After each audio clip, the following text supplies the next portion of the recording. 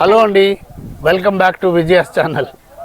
ఈరోజు నేను విజయ మా పిల్లలు కేరళ వచ్చాం. కేరళని ఇంగ్లీష్లో గాడ్స్ ఓన్ కంట్రీ అంటారు కదా. దీన్ని పరశురాముడు సృష్టించిన దేశంగా పురాణాలు అభినయిస్తాయి. కేరళలో సీనిక్ బ్యూటీ, కేరళలో highly dignified, clean, wonderful and beautiful people, Kerala culture, Kerala తాలూకా ఆర్ట్స్, క్రాఫ్ట్, నేచరులో కొన్ని పార్ట్స్ మీకు ప్రజెంట్ చేసే ప్రయత్నం చేస్తాం. లక్ ఏంటంటే we are also in Kerala during the Vishu time. Vishu అంటే ఇక్కడ వీళ్ళకి మన ఉగాది లాంటిది అనమాట. ఇక్కడ ప్రాస్పరిటీకి ఇది ఆరంభం అని వాళ్ళు అభివర్ణిస్తారు. విషుని చాలా ఫన్, ఎంజాయ్మెంట్తో వాళ్ళు సెలబ్రేట్ చేస్తారు. ఈరోజు విషు రోజు కూడా మేము కేరళలోనే ఉంటాం. Will try to present you a glimpse of Kerala. I hope you'll enjoy. ఇది చూసారా, ఈ డెకరేషన్ ఇదంతా పూజ డెకరేషన్ అనమాట. యాక్చువల్గా ఇవాళ ఇదే విషు అని కేరళ వాళ్ళ మా ఫెస్టివల్. మన ఉగాది ఉంటుంది కదా అలా అనమాట. సో ఫెస్టివల్ ఆఫ్ ప్రాస్పరిటీ, అందుకే అన్ని పప్పులు ధాన్యాలు అన్నీ పెట్టారు. మేమైతే ఇప్పుడు వాయనాడ్లోనే ఒక రిసార్ట్లో ఉన్నాము. ఆ రిసార్ట్లో లాబీలో చేసిన డెకరేషన్ ఇది. ఈ ఎల్లో ఫ్లవర్స్ చూసారు కదా, దీన్ని కానికొన్ను ఫ్లవర్స్ అంటారు. ఈ పండక్కి వీటికి చాలా ఇంపార్టెన్స్ ఇస్తారు. ఉగాదికి మనకి వేప పూలు ఎంత ఇంపార్టెంటో వీళ్ళకి ఈ కానికొన్న ఫ్లవర్స్ అలా అనమాట. పొద్దున్నే లేవగానే ఈ పూలు ఒకటి అండ్ కృష్ణుడిని చూస్తే చాలా ప్రాస్పరిటీ ఉంటుందని వీళ్ళు భావిస్తారు.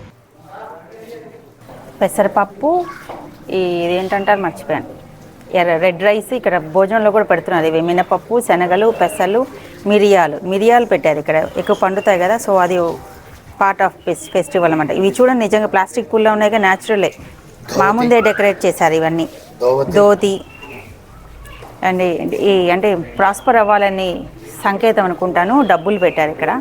అది కూడా స్పెషల్గా 10 రూపీ కాయిన్స్ పెట్టారు. ఏమైనా స్పెషాలిటీ ఉందో ఏమో మరి నాకు తెలీదు, కనుక్కోవాలి. ఇక్కడ ఎక్కువ పండుతాయి కదా జాక్ ఫ్రూట్, అది పెట్టారు. పైనాపిల్ చూడు ఎంత హెల్దీగా ఉందో. అన్నీ ఇంకా ఫ్రూట్స్, కొబ్బరికాయ. ఇది దోసకాయ కదా, దోసకాయలానే ఉంది. సో ఈరోజు ఇక్కడ ఉండటం నిజంగా మా అదృష్టం అని చెప్పచ్చు. వాళ్ళ న్యూ ఇయర్ రోజు మేము ఉండటం. అండ్ ఇక్కడ వీళ్ళ ప్రసాదం అంటే సద్య అని పెడతారు. మన ప్రసాదం లాగా కాదు, ఒక మంచి భోజనం అనమాట. సద్య అని, ఇక్కడ లంచ్ని సద్య అంటారు. చాలా వెరైటీస్ చేస్తారంటారు, ఒక 20-30 వెరైటీస్ చేస్తారంట. అండ్ దాని గురించి అసలు చాలా, అంటే నేను అంతా తిరుగుతున్నాం కదా, చాలా హోటల్స్లో డిస్ప్లే చేస్తున్నారు సద్యకి ముందే బుక్ చేసుకోవాలి అని. సో అంతమంది వెళ్తారనమాట హోటల్స్కి ఈరోజు. మేము కూడా ఒక ప్లాన్ చేసుకున్నాము, వెళ్ళి సద్య బయట తిందామని. చూద్దాం ఎక్కడ తింటామో ఇంకా డిసైడ్ చేయలేదు. ఏదైనా కానీ మంచి హోటల్కి వెళ్ళి ప్రాపర్ సద్య తిందామని అయితే డిసైడ్ చేసుకున్నాము.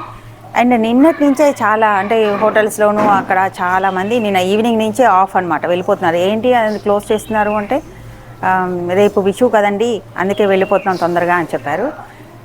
పొద్దున్నే లేచి ఈ రిసార్ట్లో పెట్టే ఫ్రీ బ్రేక్ఫాస్ట్ ఫుల్గా లాగించేసి ఇప్పుడు అయితే మేము బాణాసుర డ్యామ్ ఒకటి, ఇంకా వైల్డ్ లైఫ్ శాంక్చురీ చూడాలని ప్లాన్.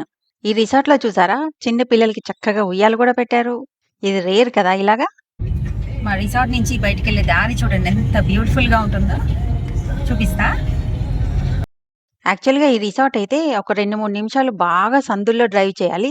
ఎంత సందులు అంటే వీడియో తీయడం కూడా కుదరదు అనమాట, అంత గతుకులు రోడ్లు, ఎగిరెగిరి పడేస్తుంది. ఆ తర్వాత మాత్రం బ్యూటిఫుల్గా రోడ్స్. అసలు వచ్చేటప్పుడైతే రాంగ్ అడ్రస్కి వచ్చామేమో, అసలు ఇక్కడ రిసార్ట్ ఉందా ఇలాంటి ప్లేస్లో అని అనిపించింది. కానీ ఒకసారి ఎంటర్ అయిన తర్వాత మాత్రం రిసార్ట్ చాలా బ్యూటిఫుల్గా ఉంది. అంతకుముందు వీడియో పెట్టాను కదా. ఇంకా ఇక్కడి నుంచి మాత్రం ఎక్కడికి వెళ్ళాలన్నా డ్రైవ్ చేసుకుంటూ వెళ్ళాలి. ఎంత దూరమైనా మనకేం అలసట కానీ ఏం అనిపించదు, ఎందుకంటే దారి అంతా ఎటు చూసినా గ్రీన్గా చాలా ప్లెజెంట్గా ఉంటుంది. ఇప్పుడు కాల్పేట అనే ఊరికి వచ్చాము. ఇక్కడ రోడ్డుకి ఇటు అటు చూడండి, కుండీల్లో చక్కగా మొక్కలు పెంచారు. ఎంత బాగుందో వీడియోలో సరిగా తెలియట్లేదు, కానీ సమ్మర్లోనే ఇలా ఉన్నాయంటే మొక్కలు, ఇంకా వేరే సీజన్స్లో పూలతో ఎంత బాగుంటుందో. ఇలాంటి బ్యూటీ చూడాలంటే మాత్రం సిక్కింలోనే రోడ్డుకి ఇటు అటు బొకేలు పెట్టారేమో అనిపిస్తుంది. ఇప్పుడైతే బాణాసుర డ్యామ్కి వచ్చేసాము. ఈ ఎదురుగా కనిపిస్తుంది కదా ఆర్చ్ లాగా, అది ఎంట్రన్స్. ఇక్కడ టికెట్ తీసుకోవాలి, ఒక మనిషికి 40 రూపీస్.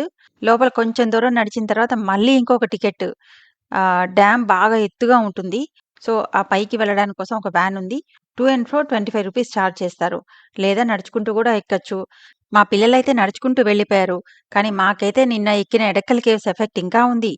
అందుకనే మేమైతే వ్యాన్ కోసమే వెయిట్ చేసాం. ఇక్కడ కనిపిస్తున్న జనమంతా వ్యాన్ కోసమే వెయిటింగ్. వ్యాన్‌లో కూడా యెల్లో పూల్ పెట్టారు చూసారా? ఇక్కడ బోటింగ్ ఆప్షన్స్ ఉన్నాయి. కాయాకింగ్ ఉంది, స్పీడ్ బోట్ ఉంది, ఇంకా నార్మల్ బోట్ కూడా ఉంది. కానీ లొకేషన్ చూడండి అంత గ్రేట్‌గా లేదు. మొన్న కాలికట్లో వెళ్ళాం కదా, ఆ లొకేషన్ ఎంత బ్యూటిఫుల్గా ఉంది. అందుకనే ఇక్కడ అంతగా వెళ్ళే ఉద్దేశం లేదు ప్రస్తుతానికైతే. సో ఇక్కడ టైం సేవ్ అయితే ఇంకో మంచి ప్లేస్ చూడొచ్చు కదా, అందుకని. ఈ బాణాసుర డ్యాము ఇండియాలోకెల్లా లార్జెస్ట్ ఎర్త్ డ్యాము. ఏషియాలోకేమో సెకండ్ లార్జెస్ట్ ఎర్త్ డ్యామ్. ఇంకొక ఇంట్రెస్టింగ్ థింగ్ ఏంటంటే దీని మీద India's first floating solar power plant ఉందంట. ఇంట్రెస్టింగ్ కదా. సో ల్యాండ్ ప్లేస్ వేస్ట్ అవ్వకుండా చక్కగా నీళ్ల మీదే ఉంటుంది. మాకైతే ఈ ఫ్లోటింగ్ పవర్ ప్లాంట్ అయితే కనిపించలేదు. ఎందుకంటే చూస్తున్నారు కదా, అలా ముందుకి చాలా దూరం నడవాలి.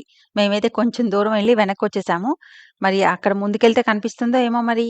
ఇంకొకటేమో వర్షాకాలంలో ఇక నీళ్ళు ఎక్కువైపోయి చుట్టుపక్కల కొంచెం లో లయింగ్ ఏరియాస్ అన్ని మునిగిపోయి చిన్న చిన్న ఐలాండ్స్ లాగా ఫామ్ అయ్యి చూడ్డానికి చాలా బాగుంటుందంట. ఈ డ్యామ్ గేట్స్ అయితే అక్కడున్నాయి. మేము ఇప్పుడు అక్కడి వరకు వెళ్ళలేకపోయాము.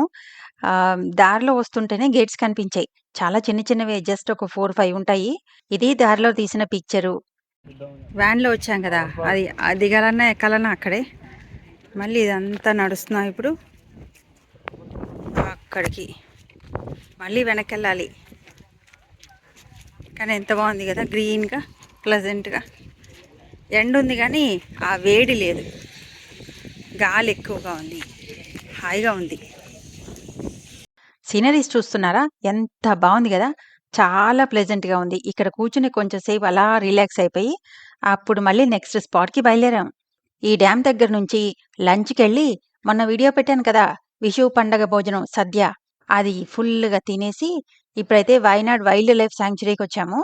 ఇక్కడికి వచ్చేసరికి 4:30 అయింది. టికెట్స్ కోసం ట్రై చేస్తున్నారు. ఈ లోపల నేనైతే లోపలికి వచ్చి వీడియోలు తీసుకుంటున్నాను.